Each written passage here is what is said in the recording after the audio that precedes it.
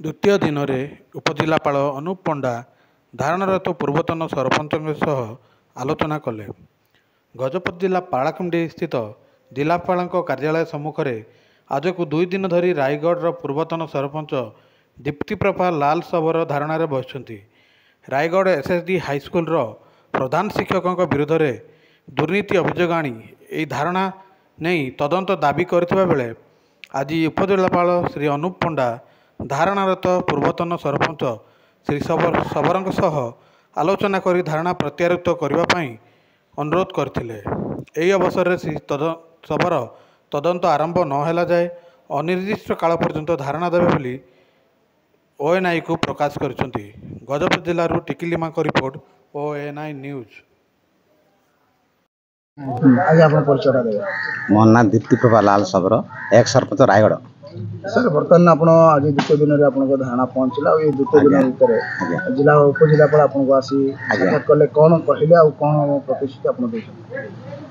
मत धारणा स्थल उठा कहते बुझासुझा कर किंतु मु मो अभियोग रखी सी जो प्रधान शिक्षक सुरेश कुमार राउत सरकार से स्कूल अन्य जगह डेपुट कर इन कर मुठे उठे विषय कह नहीं बारंबार आप विभिन्न स्थान दौड़ी एक्चुअली कौन रही जो आपको पुणी आउ थे धारणा देवा मुझे पूर्व अनेक थर चेष्टा कर ऑफिशियल जन कि कौन कर्णपात कले ना कि कार्यकारी कले ना एमती कौन दाबी रही से स्कूल कौन एमती असुविधा हो जो धारणा देवा बाध्य असुविधा जो प्रवेश परीक्षा होता षष्ठ श्रेणी मध्य से चंचकता कर सीट संख्या लुचे देखिए परवर्ती सीट कौन कर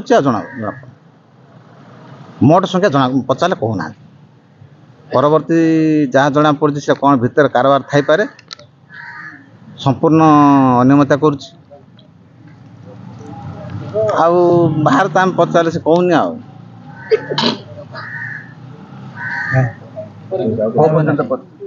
केते दिन पर्यंत आप बसबे जत जो पर्यंत मो दाबी कौन है बस आप माने से स्कूल किसी सदस्य अच्छा कि आपंकर कौन लोक पिला पढ़ुं ना मोर किए ना मु बाहर ना मोर पिला किए ना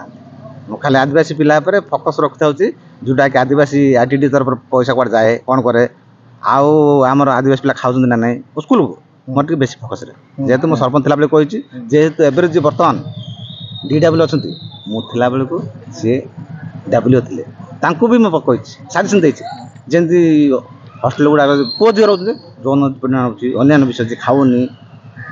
ड्रेस कहीं अव्यवस्था हो कम क्वालिटी किणा जाऊँगी स्वच्छ पानी हिसाब से पड़े स्वच्छ हाइजेनिक लैट्रिन हिसाब से ये सब फोकस रखी आसुची यहाँ एवकार ना मो सरपंच थे बट मुझे 17 ରୁ 22 जाए थी से समय भी पढ़ी।